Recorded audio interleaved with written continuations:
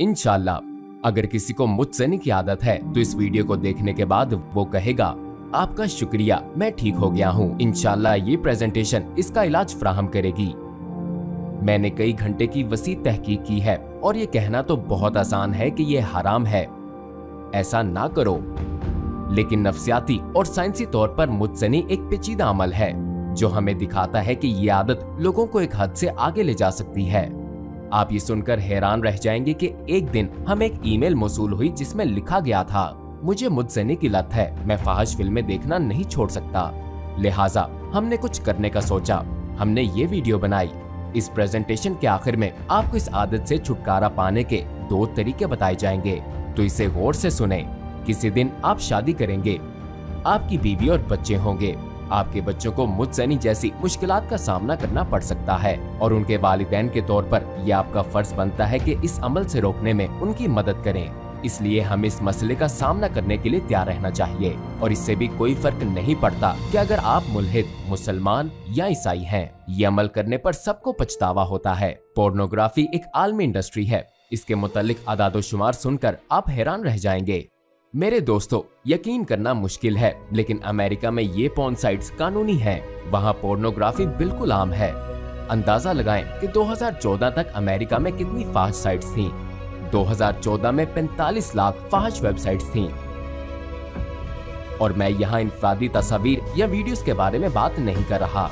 मेरा मतलब है कि 45 लाख वेबसाइट्स थीं और हर एक में मुतअद्दिद तस्वीर या वीडियोस थीं। और हैरत अंगेज तौर पर तमाम वेबसाइट्स में 10% पोर्न वेबसाइट्स हैं, यानी हर 10 में से 1। कुछ लोग कहते हैं कि हकीकी अदादोशुमार 30% से ज्यादा हैं। तकरीबन हर 3 में से 1 डाउनलोड किए गए तमाम इंटरनेट डेटा का 35% से ज्यादा पोर्न पर मबनी है और ये आम है। नेट पर डेटा की गर्दिश का 30% हिस्सा फाहिश मौत पर मबनी है। दुनिया पोर्न से भरी हुई है। ये बिलबोर्ड्स और प्रिंट मीडिया से लेकर फोन्स और कंप्यूटर्स तक में पाया जाता है। और आप कभी अपने आप से पूछ सकते हैं, पोर्न में क्या हराम है? कुछ लोग कह सकते हैं कि मुझसनी एक खुशगवार अमल है और शायद ये सच भी हो, लेकिन मैं आपसे वादा करता हूँ कि इसका अंजाम बहुत नाखुशगवार है। जब ये खत्म होता है तो कैसा लगता है? सारे मज़ाहिब वाले और मुल्हिद बिल्कुल एक जैसा महसूस करते हैं। हर कोई मनफी जज्बात का सामना करता है, अफसोस, शर्मिंदगी, खुद से नफरत, हौसला अफजाई की कमी और सुस्ती। वो बदकिस्मत लोग जो इस फेल के आदी हो चुके हैं, उनके ये मनफी जज्बात डिप्रेशन में बदल जाते हैं। क्या आप कभी एक साथ खुश और उदास रह सकते हैं? बिल्कुल नहीं। जब आप अफसुर्दा होते हैं तो जीने का मजा खो देते हैं। डिप्रेशन की अलामात सुस्ती, कम हौसला अफजाई, थकावट और गुनाह का एहसास है। मैंने एक आर्टिकल भी पढ़ा जिसमें लिखा था कि मुझसनी बालों के गिरने का सबब बनती है। इसके बारे में सोचें। मुझसनी दीगर मसाइल का जरिया हो सकता है, कुछ मौरूसी हैं और कुछ नहीं। ये मर्दाना हार्मोन टेस्टोस्टेरोन के अखराज को रोक सकती है और ऐसे दावे हैं कि मुझसनी से कमर में दर्द हो सकता है। तो अपने आप से पूछें, भाई क्या मैं सिर्फ चंद लम्हों की खुशी के लिए इनमें से किसी बीमारी में मुब्तला होने का खतरा मोल लेना चाहता हूँ? ऐसे दावे भी हैं कि मुझसनी की लत याददाश्त में कमी का सबब बन सकती है। अपनी कीमती यादों को खोने का तसव्वुर करें। हमारे नबी सल्लल्लाहु अलैहि वसल्लम की हदीस में कुछ नसीहतें हैं। ये कहानी आपको हैरान कर देगी। बदियुज़्ज़मा के पास एक नौजवान हाफिज आया तो यकीनन उसने कुरान हिफ्ज कर लिया होगा। हाफिज ने शिकायत की कि वो अपनी याददाश्त खो रहा है, मैं चीजें भूल रहा हूँ। हाफिज की सबसे अहम सलाहियत क्या है? याददाश्त, है ना? जी बिल्कुल, उसे कुरान हिफ्ज करने के लिए इस महारत की जरूरत है। बदियुज़्ज़मान ने कहा, हराम देखने से खुद को बचाओ। भूलने के इलाज के लिए नसीहत है, हराम की तरफ देखने से बचो। जैसा कि इमाम शाफी ने फरमाया, हराम को देखना भूलने का सबब बनता है। तो अगर हम हराम को देखें तो क्या होगा? हम अपनी याददाश्त खो देते हैं। हाँ, जैसे जैसे मुसलमानों में हराम बढ़ता है, जज्बाती ख्वाहिशात जोश में आती हैं और कोई शख्स अपने जिस्म का गलत इस्तेमाल करके गुनाहगार होता है। जब आप हराम को देखते हैं तो आप में जिनसी जज्बात पैदा होते हैं। महीने तक इससे दूर रहने की कोशिश करें तो आप इसके बारे में कम सोचेंगे। अगर आप जानबूझकर हराम को नहीं देखते तब भी आप इसे देखते हैं और यह आपके लाशऊर में दर्ज होता है। कोई अपने जिस्म का गलत इस्तेमाल करके गुनाहगार हो सकता है, ये मुझसनी है। हफ्ते में चंद बार गुस्ल करना लाजिम हो जाएगा। इसके अलावा आपकी याददाश्त मुतासिर होगी। दोस्तों, हमारे नबी सल्लल्लाहु अलैहि वसल्लम का इरशाद है, आखिरी जमाने में कुरान हाफिजों के सीने से निकाला जाएगा और वो इसे भूल जाएंगे। हमारे नबी सल्लल्लाहु अलैहि वसल्लम ने आखिरी जमाने में जद्दोजहद करने वाले हाफिजों के बारे में बात की है। क्या ये एक खुली निशानी नहीं जिसके मुतालिक हमें 1400 साल पहले खबरदार किया गया है? आइए मुज्जनी के दीगर मनफी असरात के बारे में बात करते हैं, जो खुद एतमादी की कमी, कम हौसला अफजाई और कम तवानाई है। ये साइंसी दरियाफ्त है कि फाहिश फिल्में और मुज्जनी की वजह से डोपामीन में अचानक इजाफा होता है और रिसेप्टर्स को नुकसान पहुंचता है। रिसेप्टर्स को होने वाले इस नुकसान का ताल्लुक खुशी के हार्मोन डोपामीन के अखराज से है। ये डोपामीन रिसेप्टर्स इजाफे के बाद खराब हो जाते हैं और बेहिस हो जाते हैं। फिर इंसान दूसरी लज्जतों में दिलचस्पी खो देता है और अकेले मुज्जनी में लज्जत हासिल करना शुरू कर देता है। आइए अब बदकारी की सबसे बदतरीन किस्म के बारे में बात करते हैं। मैं आपको बताते हुए भी शर्मिंदा हूँ कि मैंने फाहिश फिल्मों में बच्चों और जानवरों के मुलव्विस होने के बारे में सुना है। आइए इस बात का जायजा लें कि लोगों का ऐसी चीजों के साथ मशगूल होने की क्या वजह है। मुझे कुछ चौंका देने वाले सबूत मिले हैं। जो लोग मुझसे नहीं करते हैं उनको शादी के बाद कबल अज़ वक्त अंजाल के मसाइल का ज्यादा इम्कान होता है, जिसका मतलब ये है कि मर्द फिर अपनी बीवी को मुतमईन नहीं कर सकता। ये मायूसी उसे नई मुहिमजोई की तरफ धकेल सकती है।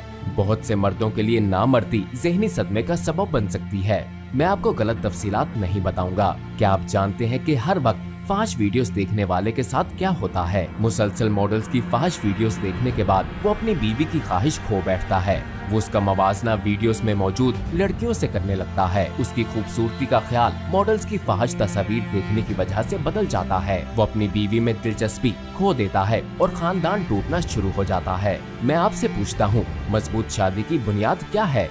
एतमाद करना, है ना? जब शादी टूटने लगती है तो शौहर छुप छुप कर फाहिश फिल्में देखना शुरू कर देता है। बहनें हमें पैगामात भेजकर ये शिकायत करती हैं कि उनके शौहर फाहिश वीडियोस देखते हैं। वो अपने शौहर का दूसरी औरतों की तरफ देखना बर्दाश्त नहीं कर सकती हैं। क्या आप सोच सकते हैं कि वो अपने शौहरों को ऐसी वीडियोस देखने पर कैसा महसूस करती होंगी?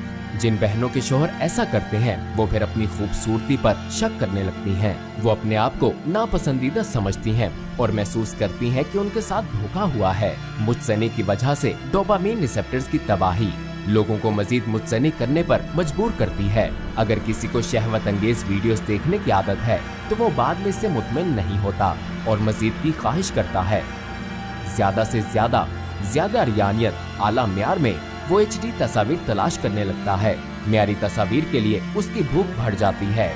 थोड़े अरसे बाद वो गैर मुतमिन महसूस करता है, उसके ज़ौक़ में तनो आता है और वो नए मशगले तलाश करता है। क्या आप समझ गए किस किस्म के लोग चाइल्ड पोर्न देखते हैं? वो कितने शर्मनाक होते हैं। कौन उन जानवरों की नागवार फाहिश वीडियोस बनाता है? अपने आप से पूछें। हैरत अंगेज तौर पर ये लोग भी कभी बच्चे थे, वो कभी पाकीज़ा और मासूम थे, लेकिन हमारे फैसले हमारी जिंदगी को तश्कील देते हैं। कुछ लोग इंसानी जबलत और कुछ हैवानियत की पैरवी करते हैं। जैसे ही आप अखलाकी सवाल में जाते हैं, कोई आपको खबरदार नहीं करता कि आप बेहुदा बन रहे हैं। हर वीडियो आपको हराम की गहराइयों में घसीटती है। हराम के टॉलवर्ड्स को एक तरफ रखें, वीडियोस में मौजूद खवातीन के बारे में सोचें। वो किसी की बीवी, बहन या माँ हैं। सोचें इसके बारे में, अपने ज़मीर को बेचैन होने दें। मैं किसी की माँ को देखते हुए ऐसा कैसे कर सकता हूँ? आप पागल नहीं हो जाएंगे कि अगर आपकी बहन के साथ भी ऐसा ही हुआ हो? हजारों आदमी आपकी बहन को बेहुदा काम करते देख रहे हो तो मेहरबानी फरमाकर कुछ शराफत का मुजाहिरा करें। क्या आप समझ गए? मेरे दोस्तों, आपको अगला मौजू नागवार लग सकता है। आप में से कुछ जिस्मानी तौर पर बीमार महसूस कर सकते हैं और इस मसले की तहकीक ने मुझे भी बीमार कर दिया है। ये बच्चों से मुताल्लिक फाहिश टॉपिक मुझे नागवार गुजरता है। क्या आप जानते हैं कि हर हफ्ते बच्चों से मुताल्लिक पोर्न की कितनी तस्वीर अपलोड होती हैं? नेट पर औसतन 4,80,769 तस्वीर अपलोड की जाती हैं और हर हफ्ते कनाडा की एक कंपनी के अदाद-ओ-शुमार के मुताबिक ऐसी तस्वीर में 63.4% बच्चे 8 साल से कम उम्र के होते हैं। ये काबिल नफरत है। आप कह सकते हैं, अल्लाह की पनाह, ये तो सिर्फ आइसबर्ग की नोक के बराबर है, क्योंकि फाहिश निगारी में मुलव्विस बहुत से बच्चे किसी को कुछ नहीं बता सकते। ये बहुत संगीन मसाइल हैं। बच्चों की फाहिश तस्वीर और वीडियोस के अपलोड्स का ये बड़ा हजम इस बात का सबूत है कि इन तस्वीर और वीडियोस की मांग है। अगर इन तस्वीर की मांग ना होती, अगर इन पर कोई भी क्लिक ना करता तो इनका वजूद ना होता। तस्वीर का उन्वान होता है 8 साल से कम उम्र के बच्चे, इनकी मांग है और ये देखा जा रहा है। तो हम इस खौफनाक बच्चों की पोर्नोग्राफी के बारे में क्या कह सकते हैं? मेरे भाइयों, अगर आप इन आदत पर काबू नहीं पाते और इनसे छुटकारा हासिल नहीं करते तो आप नहीं जानते कि इसका अंजाम क्या होगा। ये आपको हैवानियत की तरफ ले जा रही है। क्या अब आपको मेरी बात समझ आई? इस बीमारी को रोकने के लिए हम क्या कर सकते हैं? हम इससे कैसे छुटकारा हासिल कर सकते हैं? पहले इस बारे में बात करते हैं कि हम जिस्मानी तौर पर क्या कर सकते हैं। नंबर 1, आप तमाम फाहिश मवाद को डिलीट कर दें। किसी भी डीवीडी, यूएसबी स्टिक्स, अखबारात, मैगजीन्स वगैरह को तल्फ करें। अपने सर्च इंजन मसलन गूगल के लिए फिल्टर इस्तेमाल करें और ये बहाना इस्तेमाल ना करें कि वीपीएन फिल्टर्स को ज़ेर कर देता है। कोई भी चीज जो आपको स्लो कर सकती है वो आपको रोकने में भी मदद कर सकती है। नंबर 2, खेलों में हिस्सा लें। खेलों में मशगूल रहें। ऐसी सरगर्मी तलाश करें जो आपको मसरूफ रखे। नंबर 3, कोशिश करें कि घर में कभी तन्हा ना हो। हमेशा दूसरों के सामने कंप्यूटर इस्तेमाल करें और अकेले ना करें। इन छोटे इक़दामात को नजरअंदाज ना करें। मजबूत रस्सियां पतली तारों से ही बनती हैं।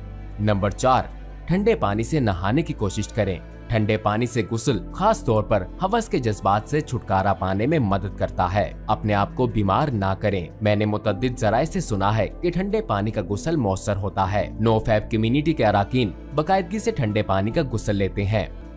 नंबर 5, हल्के तौर पर कुछ लोग शादी करने का मशवरा देते हैं। कुछ लोग इस ख्याल से मुत्तफिक नहीं है। अगर कोई बिगाड़पन की एक खास हद तक पहुंच जाए तो शादी इस बीमारी का हल नहीं हो सकती, लेकिन हाँ, शादी खास हद तक मदद दे सकती है। मर्द जो मुकम्मल तौर पर खराब नहीं होते, वो खुद को मुतमिन करने की बजाय अपनी बीवी के साथ जमा में ज्यादा दिलचस्पी लेंगे। लेकिन इस बात का खतरा भी है कि जो कोई बहुत ज्यादा पोर्न देखता है उसे अपनी शरीके हयात से गलत तवक्कुआत वाबस्ता हो सकती हैं। मुश्तनी के बरक्स शादी जज्बाती बंधन का फायदा रखती है। दिल आपस में जुड़ जाते हैं। अगर आप किसी से शादी करें जिससे आप वाकई मोहब्बत करते हैं, वो दिली बंधन और जज्बाती ताल्लुक आपको मुतसनी से दूर रखने में मदद कर सकता है। यह आपके दिलो दिमाग को महफूज रखेगा। और वो जो कहते हैं कि मैं नहीं रोक सकता, मैं क्या करूं, फिक्र ना करें। नंबर 6, सब्र करें। जब तक आप शादी नहीं कर लेते इंतजार करें। यह आपके सब्र को भी मजबूत करेगा। लेकिन सब्र हमेशा के लिए नहीं होगा। आप शादी के बाद ठीक हो जाएंगे। वैसे भी जब आपकी उम्र 70 या 80 साल हो जाएगी, फिर आप चाहें भी तो मुतज़नी नहीं कर पाएंगे। बदियु ज़माने एक और हकीकत की निशानदही की है। बोरियत मजे की तलाश की उस्ताद है। सिर्फ चंद अल्फाज लेकिन बहुत गहरे। आप इस पर एक मुकम्मल तहकीकी पेपर भी लिख सकते हैं। बोरियत को तमाम गुनाहों का उस्ताद कहा जाता है। बस अपनी बलोगत को याद रखें। आप मुतज़नी कब करेंगे? जब आप बोर होंगे, है ना? जब आप बोर हो गए और कुछ करने को नहीं होगा तो अचानक आप खुद को पोर्न देखते हुए पाएंगे। लेकिन अगर आप मसरूफ हैं तो आपके मुतज़नी का इम्कान कम है। ठीक कहा ना? इसका मतलब है कि हमें बोर नहीं होना चाहिए। नंबर 7, अपने लिए कोई मशगला पैदा करें। अगर आप अकेले हैं और कुछ करने को नहीं है तो ये नागुरेज है कि आप गलत रास्ता इख्तियार करेंगे।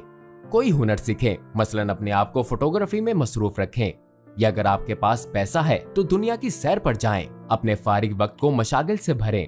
अगर आप खुद को मसरूफ नहीं रखेंगे तो शैतान आपको मसरूफ रखेगा। मैं आपको ये भी बता दूं कि शैतान आपको ये नहीं कहता कि जाओ मॉल में मौजूद सबको मार दो, क्योंकि ये ख्याल बेवकूफाना है और आप इसे रद्द कर देंगे। लेकिन इसी तरह आप मुतज़नी को भी रद्द कर सकते हैं।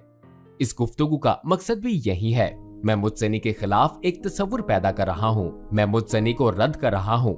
ये गंदी आदत सिर्फ हारे हुए लोग ही करते हैं। मुसलमान को तो छोड़ें, ये किसी के लिए भी मुनासिब नहीं है। आप ये कैसे कर सकते हैं? मुश्तनी को छोड़ना जैसे सिगरेट नोशी को छोड़ देना है। मुश्तनी के ख्याल को कम करने के लिए अपने दिमाग को तरबियत दें। इसकी सोच को तर्क करना इस आदत का तवील मुद्दती हल फराहम करेगा। अगर हमारे पास आला रूहानी हौसला है तो शैतान आपको जिनसी ख्यालात की तरफ नहीं ले जा सकता। इसका हल ये है कि हम अपने ईमान को मजबूत करें और ये जाने कि अल्लाह हर वक्त मौजूद है और वो देख रहा है। मेरे भाइयों, इसका मुस्तकिल हल यही है।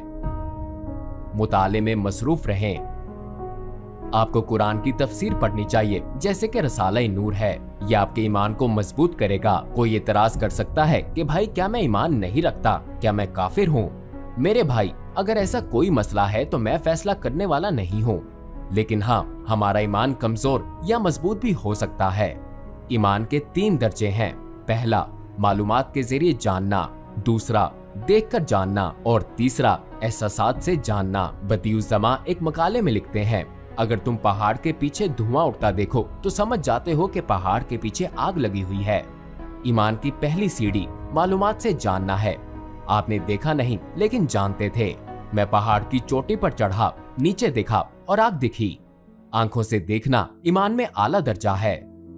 मैंने अपनी आंखों से आग देखी, मैं करीब पहुंचा, मैंने उसे अपने हाथों से छुआ, मुझे आग महसूस हुई। ये ईमान में आला दर्जे का इस्तारा है। इल्म के जरिए अल्लाह पर ईमान रखना, इस तरह यकीन रखना जैसे तुम उसे देख रहे हो, और इस तरह यकीन रखना जैसे तुम उसे महसूस कर रहे हो। हम कौन से दर्जे पर हैं? क्या हम ईमान की तकलीद के दर्जे पर हैं? बदकिस्मती से ज्यादातर लोग इसी दर्जे पर हैं। लेकिन मुकम्मल ईमान क्या है? ये अल्लाह के वजूद को दलील और इल्म के साथ तस्लीम करना है। जैसा कि आप सब जानते हैं कि हराम हर जगह मौजूद है। यहाँ तक पहुँचने से पहले आपने बहुत से हराम का मुशाहिदा किया है।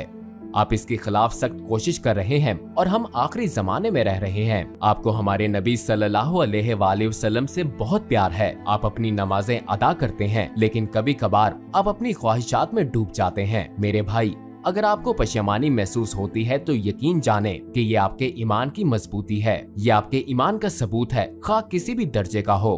कभी आप फिसल कर गिरते हैं, कभी लड़ते हैं, लेकिन आप जीतने की कोशिश कर रहे हैं। हमें ये लड़ाई जीतनी होगी, वरना ये हमें एक नापसंदीदा अंजाम की तरफ ले जाएगा। आप अपनी लज्जत को तबाह कर रहे हैं। बदियुज़्ज़मा एक मकाले में लिखते हैं, होशियार रहो, एहतियात से चलो, डूबने से डरो।